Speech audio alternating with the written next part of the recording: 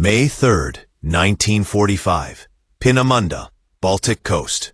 The air smelled of burnt cables and salt. Storm clouds gathered above the ruins of what was once Nazi Germany's most secretive and ambitious military facility. The birthplace of the V-2 rocket. Barracks smoldered. Blueprints scattered in mud. One wooden crate still smoldered from a mortar blast.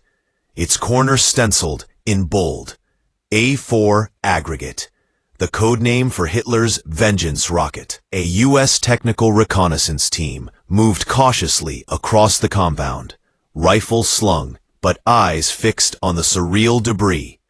One lieutenant, barely 24, an MIT graduate in a uniform too stiff, picked up a damp, half-singed binder. Inside, schematics of a propulsion system unlike anything he had studied. In the corner, a signature, W. Buffin Brown. This was not just another weapon site. This was something else, something larger. Peenemünde was the crown jewel of the Wunderwaffe program, Hitler's wonder weapons. Here, the Third Reich had tried to leapfrog conventional warfare by designing the first man-made object capable of exiting Earth's atmosphere, the V-2. A supersonic ballistic missile that flew at over 5,000 kilometers per hour, struck without warning and terrified London, Antwerp, and Liège in 1944. And now it was in ruins, not just from Allied bombing, but from deliberate, scuttling by the Germans themselves, desperate to keep their secrets from falling into enemy hands. But it was too late. Inside one of the charred bunkers, American engineers found rocket body casings still glistening with protective wax. In a hidden vault beneath a collapsed hangar, crates of gyroscopes and propulsion valves lay untouched. Near the shoreline, behind barbed wire, they discovered an incomplete launch tower, scorched but intact. The Reich had tried to bury the future. The Allies had come to dig it up. Within days, the race was on. U.S. and British teams under Operation Backfire and its successor missions scrambled to secure every document, every machine part, every scientist not yet taken by the Soviets. Over 300 train cars would be needed to haul out what remained of Germany's space-age arsenal. And in the middle of it all, standing among collapsed scaffolding, one American officer whispered, "This isn't just a weapon. This is a door." The men who had dreamed of conquering space had just lost their war. But their technology and their expertise would not vanish with them. In fact, within a year, those same engineers would be living in New Mexico, launching the very rockets they once pointed at London. What they built to terrify the world was about to help reshape it. And for the defeated Reich, that was the final insult. In September 1944, Josef Goebbels delivered one of his last grandiose declarations to the German press. "The Führer's secret weapons will strike fear into the hearts of our enemies. The V-2 is untoppable. There is no defense." He was half right. The V-2 rocket, Aggregate 4 in technical nomenclature, was the world's first long-range guided ballistic missile. Launched vertically, it soared beyond the stratosphere, reached altitudes over 180 kilometers, then plunged toward its target at supersonic speed. There was no radar warning, no engine scream, just sudden explosions, killing indiscriminately in London, Antwerp, and Paris suburbs. The propaganda machine branded it Verlong Waffetwie, Vengeance Weapon 2. In the twisted calculus of Nazi morale, it was less a weapon than a statement. The Reich was losing on all fronts, but it could still strike terror from the sky. Inside Peenemünde and later Mid, German engineers like Verlong Brown and Walter Dornberger worked obsessively to fulfill that vision. The V-2 program absorbed over 10,000 laborers, many of them forced prisoners, and billions of Reich's marks. And for what? Statistically, it was a catastrophe. For every ton of V-2 explosive delivered, it cost Germany 20 times the equivalent payload delivered by Allied bombers. Of the 3,000-plus V-2s launched during the war, only a small fraction hit intended military targets. The rest hit civilians, sowing fear, but achieving little tactical effect. Still within the Third Reich's collapsing worldview, the V-2 remained a talisman, a symbol of technological superiority, of what Germany could have been, if only given more time. But history refused to cooperate. By April 1945, as Allied and Soviet forces converged on Germany, many scientists assumed their work would be either destroyed or buried forever. Some even feared execution by SS purges or post-war tribunals. When American forces approached Nordhausen and Peenemünde, key teams began surrendering, not out of loyalty, but out of desperation. Von Braun and his core team made a calculated decision. They would rather defect to the Americans than be captured by the Soviets. That decision would reshape not only their lives, but the direction of the 20th century. What no one in Berlin expected was this. Within 12 months, those same rockets, repurposed and reassembled under American guidance, would not only launch from White Sands, New Mexico, they would cross the Kármán line, the edge of space. Even more shocking, a V-2 camera would send back the first photograph of Earth from beyond the atmosphere. The Reich's most terrifying creation became the first American eye in space. The irony wasn't lost on the men who built it. In secret U.S. camps like Fort Bliss, former Nazi engineers gathered around grainy film reels, watching as their weapon, once destined to flatten cities, now captured the curvature of the Earth.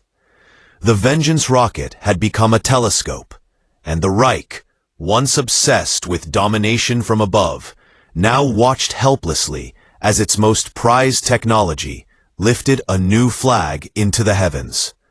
On paper, Operation Paperclip didn't exist. Publicly, the United States had declared zero tolerance for Nazi affiliations. Privately, in the ashes of World War II, the calculus changed. The Cold War had already begun, and the Soviets were closing in on Peenemünde.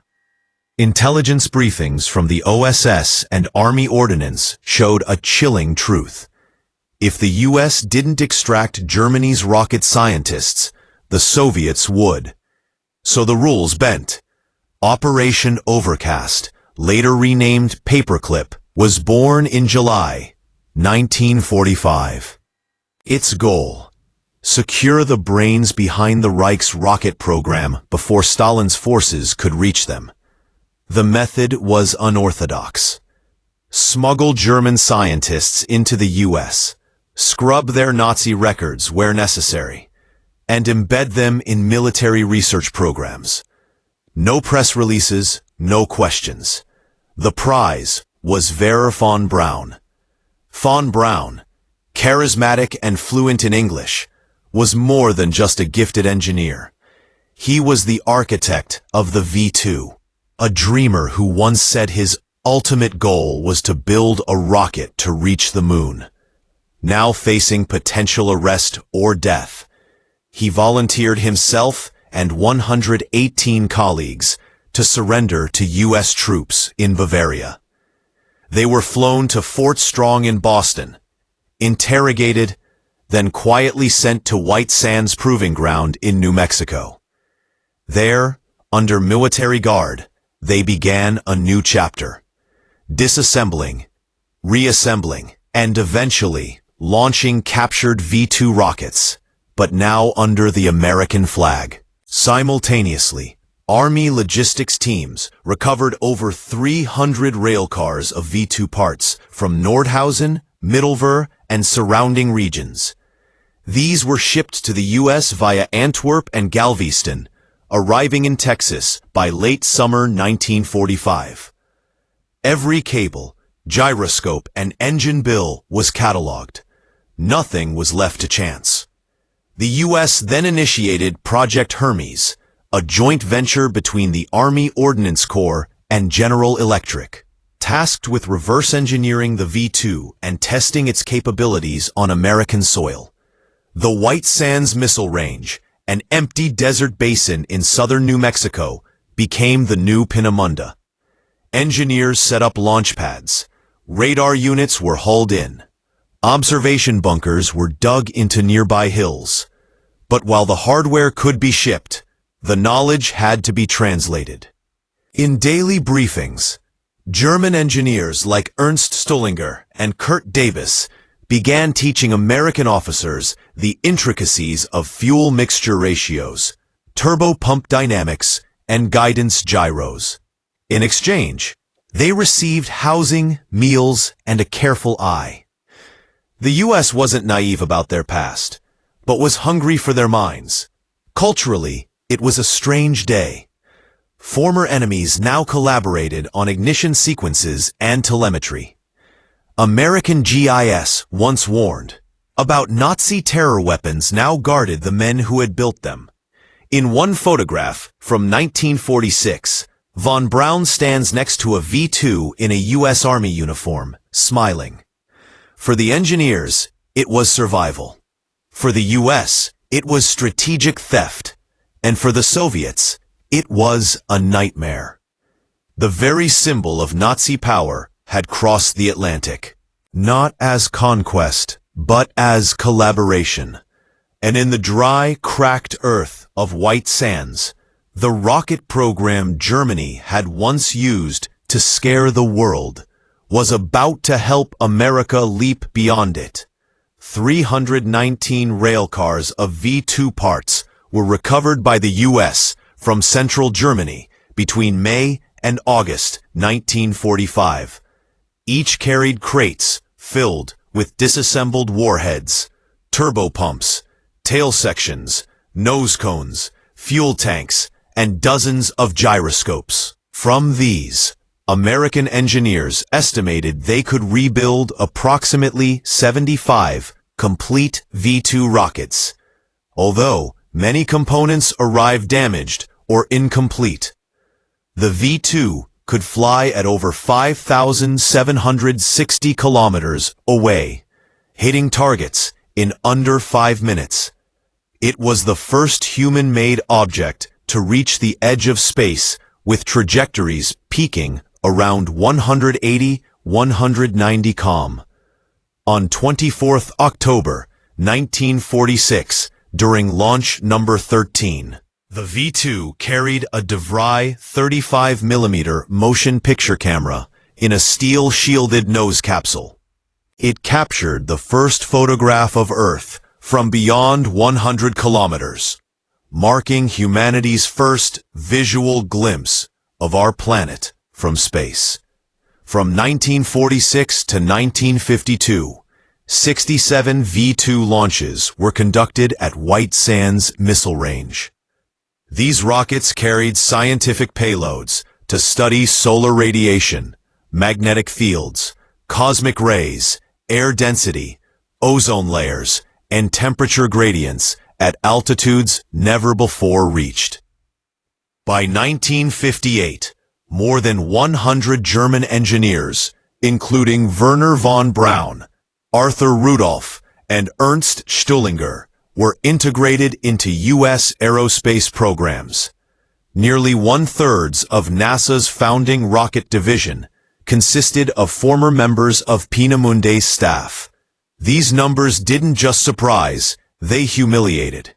The Nazis had invested vast sums in the V-2 as a war-winning device, roughly 2 billion Reichsmarks, equivalent to over 25 billion USD today. Each rocket required tens of thousands of man-hour and slave labor in horrific conditions under Midburg. And for what? Only 20 to 25% of V-2s hit anything close to a useful military target. The Americans, using the same airframes, launched dozens of V-2s with 80% mission success within 24 months. But instead of warheads, they carried instruments. Geiger counters mapped cosmic radiation. Ultraviolet sensors studied solar flare effects. Thermers logged temperature shifts at 120 K. Even plant seeds were launched, exposed to cosmic rays and analyzed for genetic changes. The U.S. had turned a weapon into a telescope, into a lab, into a symbol. Every launch built a new branch of atmospheric science. Every payload returned answers instead of ash. A rocket, once synonymous with fear, now produced data for medical research, satellite design, and climate studies. And the Reich. It had watched the ladder burn. America climbed it. Wernher von Braun, in his debriefing notes, called the shift the most profound redefinition of the rocket's purpose. His engineers, once ordered to hit London, were now calibrating barometers and lens mounts. One technician from Project Hermes later wrote, "At Peenemünde, we feared the SS. At White Sands, we feared failure." And across the Iron Curtain, the Soviets raced to catch up. But the U.S. had a head start built on numbers, parts, and people. Each railcar, captured in 1945, became a rung in the ladder to orbit. The statistics sealed the verdict. Germany's most advanced weapon had done the unthinkable. It defected. October 24th, 1946, 07:52 a.m., White Sands Missile Range, New Mexico. The desert was still, save for a nervous hum of radios and the crackling tension of steel under stress. Engineers in khaki and olive drab crouched behind sandbag bunkers, eyes locked on the V-2 rocket, perched on Launchpad 33. The air smelled of ammonia and sun-scorched cables. Cameras were rolling. Data recorders were on board the warhead of the rocket. No explosives. Instead, something far more dangerous. A camera. V-2 number 13, salvaged from Nazi stockpiles, stood refitted and repurposed. Its nose cone now carried a DeVry 35mm motion picture camera encased in a pressure-hardened capsule. This was not a test of destruction, but of vision. The countdown was brief. No dramatic announcement. No orchestral rise. Just a flick of a switch. A roar that shattered the mountains. And a white-hot trail arcing into the stratosphere. The rocket vanished in seconds, punching through cloud layers at over 5,500 kilometers. Inside the warhead capsule, the camera began to click. One frame every second. The lens pointed through a quartz window recorded what no human eye had ever seen. The edge of Earth, fading into black, the curvature of the horizon, the blur of clouds over the American Southwest. Then, at approximately 105 kilometers above sea level, it ended. The capsule separated and began its ballistic descent. 2 hours later, a recovery team retrieved the mangled casing from the desert floor. The camera was damaged, but the film miraculously intact. When the images were developed, silence filled the lab. There it was. Earth. Not from an airplane, not from a mountaintop, but from beyond the sky. A ghostly crescent of our planet curved against the blackness of space. No borders, no Reich, just a blue-white sphere, solitary, fragile, hanging in the void. The photograph would later appear in Life magazine, shocking the public. But for the men in that launch bunker, especially the Germans, it was something else entirely. Wernher von Braun stood among the engineers when the image was first projected on a screen. He didn't speak. He didn't smile. He simply stared. This was never the purpose of the V-2. It had been forged to rain terror, to collapse cities, to break morale. Its precision was poor, but its symbolism was immense, a weapon of vengeance from the sky. And now it had become the first human-made object to photograph the Earth. One German technician whispered, "We wanted to make them fear the sky. Now they use our rocket to study it." In that moment, the purpose of the rocket changed. From shock weapon to scientific tool, from terror to telescope, from Berlin's final gamble to America's first step into space.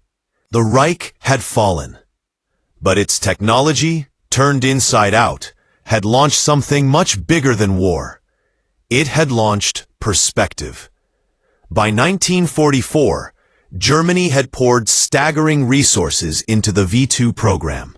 Over 2 billion Reichsmarks, equivalent to more than 25 billion US today. The goal? Build a weapon that would bypass Allied air defenses, strike at the heart of cities, and reverse the tide of war through fear alone. But fear doesn't win wars, and numbers don't lie. Only around 3,200 V-2s were launched in total. Of those, barely 20 to 25% hit their intended targets. Accuracy was notoriously poor. Some rockets missed by kilometers, exploding in open fields or residential districts with no military value. Each launch cost as much as a fleet of bombers. Each rocket required over 10,000 slave labor hours, often resulting in more deaths at mid than the V-2s caused in London or Antwerp. By contrast, when the Americans repurposed those same rockets between 1946 and 1952, they launched 67 V-2s with over 80% success rate, not for destruction, but for discovery. The transformation was mathematical. Instead of one target, each rocket delivered dozens of scientific readings: ultraviolet absorption rates, ozone layer thickness, upper atmosphere wind profiles, and cosmic radiation spikes. Where the Reich saw splash zones, the US saw data points. The irony deepened.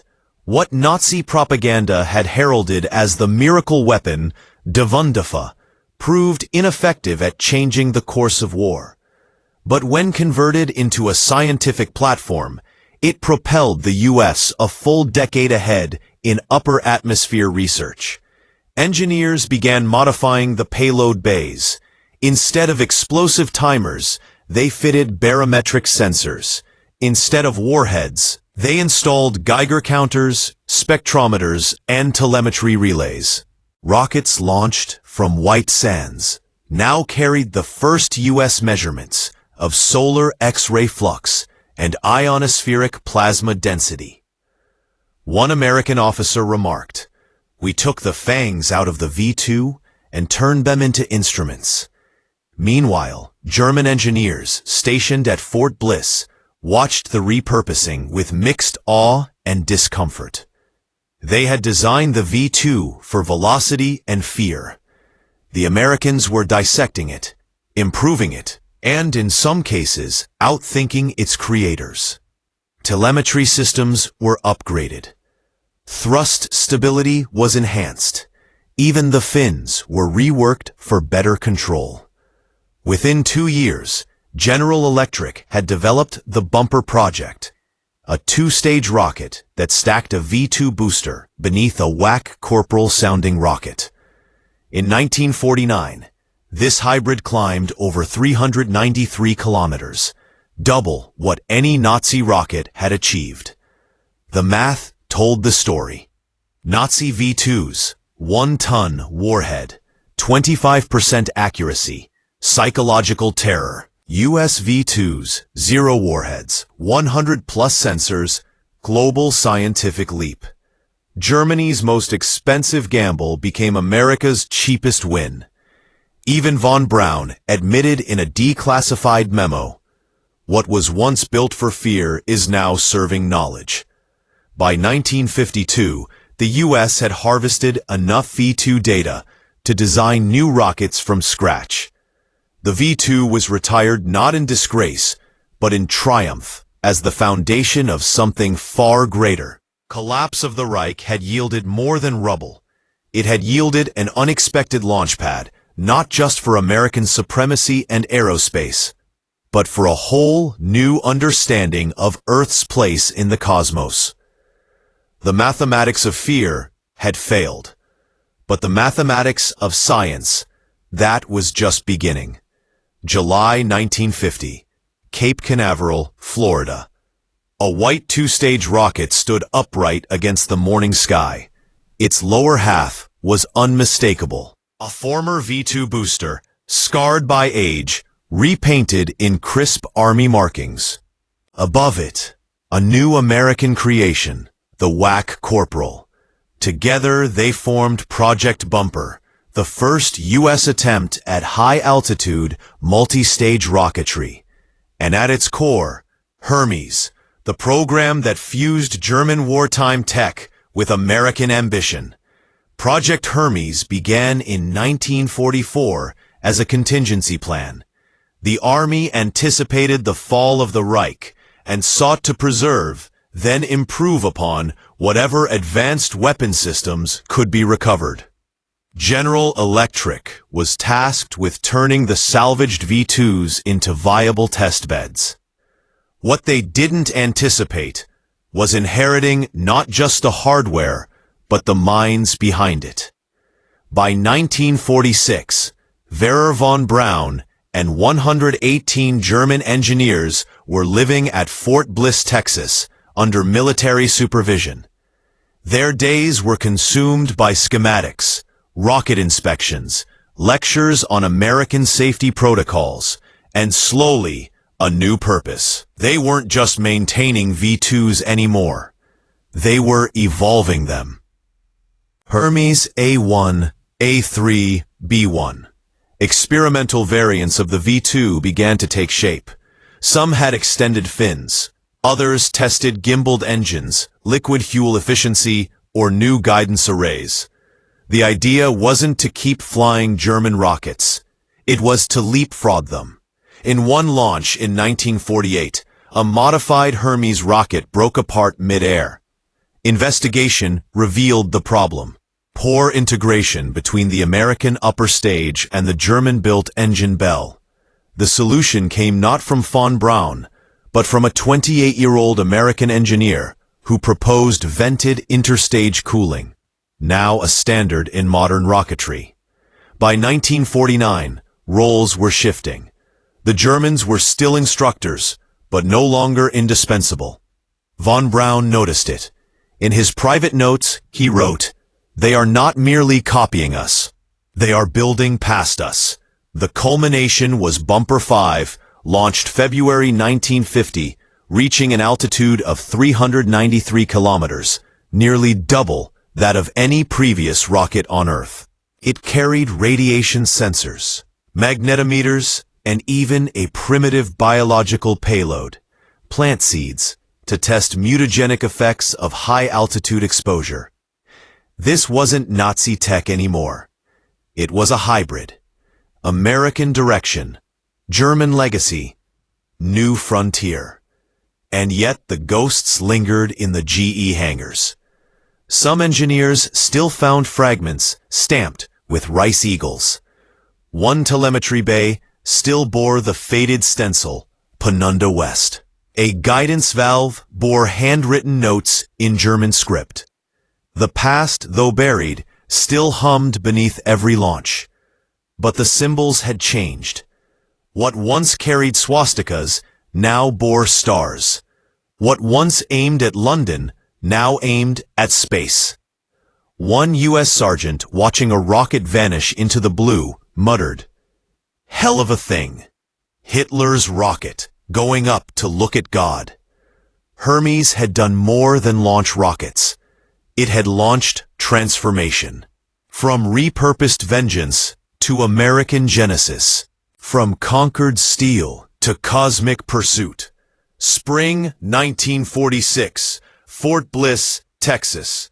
Behind barbed wire and under the watch of U.S. military police, a group of German engineers huddled in a converted army barracks. Among them, Werner von Braun, Hans Lindenberg, Konrad Dannenberg, men who once walked the laboratories of Peenemünde, now shared bunk beds and messal trays with GIs. They were no longer masters of a secret weapons facility. They were foreign specialists, legally gray, politically radioactive, and morally tangled. They had traded allegiance for survival. Outside, the Texas sun scorched the asphalt. Inside, the engineers reviewed film from White Sands, frames from V-2 number 13, showing Earth's curve from 105 kilometers above sea level. The room fell quiet. Von Braun, usually talkative, leaned forward, jaw tight. This was not a battlefield triumph. It was a moment of philosophical collapse. Everything the V-2 had been built for, speed, shock, spectacle, now paled before a single photo of a round planet suspended in black. The Reich had promised the future through dominance. Now, the future was being filmed through American lenses aboard repurposed German rockets. In his diary, one German technician wrote, "We thought we were ahead of time, but now time has left us behind." What stunned the most wasn't just the success, it was the pace. In just 12 months, the Americans had gone from salvaging broken rockets to launching them with precision. New instruments, new recovery methods, even new trajectory models, all unfolding without reliance on Peenemünde veterans. There was admiration and unease. In one meeting, a young American engineer challenged a German solution for thermal shielding. His idea, more efficient and easier to manufacture, was adopted. Later that day, two German specialists walked the perimeter fence in silence. "They will not need us for long," one muttered. Back in Europe, Germany lay in ruins, its infrastructure shattered, its ideology exposed. In Fort Bliss, the contrast was sharp. Here, laboratories had electricity. Workshops had spare parts. Teams worked without fear of SS censors or party officials. And yet many engineers were haunted. Some had family lost in bombings.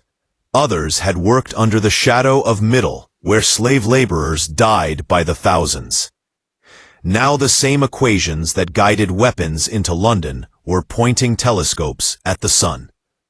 One poignant moment came during a demonstration of time delay photography. The engineer operating the reel, a former Peenemünde optical specialist, watched as the black sky turned purple, then bled into a ring of fire around Earth's edge. He stared for a long time before saying, "It is strange to see beauty come from something we made to destroy." That was the psychological rupture. The V-2 no longer belonged to them. It belonged to the victors, to the laboratories, to the future. Its spirit had shifted from nationalism to knowledge, from conquest to curiosity. For some, it brought relief. For others, a deep, unspoken guilt. Because the truth was this: they had dreamed of reaching the stars. But it was their enemies who now held the map. Not the Reich, not revenge, but revelation. The V-2 rocket had been envisioned as Hitler's final miracle, a machine of awe and annihilation. But it ended its journey far from the craters of London, and far from Berlin's war rooms. It ended in the desert of New Mexico, launching not fire, but film. And in that final twist, history wrote its verdict. The Allies didn't just capture Germany's most advanced weapon.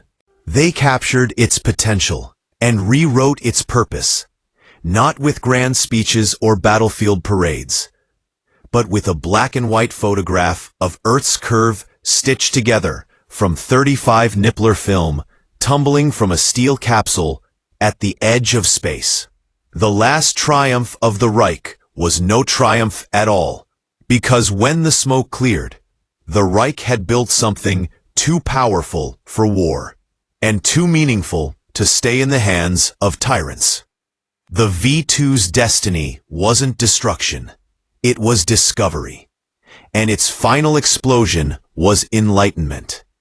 Von Braun once dreamed of a rocket to reach the moon, but he'd imagined it under a swastika.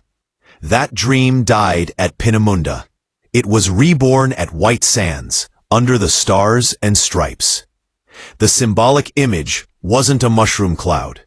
It was a photograph. Earth seen from above. Fragile, curved, alive. What had been conceived as a weapon of dominance became humanity's first mirror from the sky. A weapon of propaganda had turned into a symbol of perspective, and that shift was irreversible. When the V-2 retired, it left behind no empire, no territory, no victory banners. It left behind science, radiation curves, upper atmosphere models, altitude wind shear data, a proof of concept for multi-stage rockets, and a path forward for the very agency that would less than 2 decades later carry Apollo 11 to the moon on the moon. Saturn V, designed by the same man who once served Hitler, but now with different orders. The Reich had promised to rule the skies, but in the end, they only lit the path. One photograph, one launch, one moment of inversion where fear was transmuted into knowledge.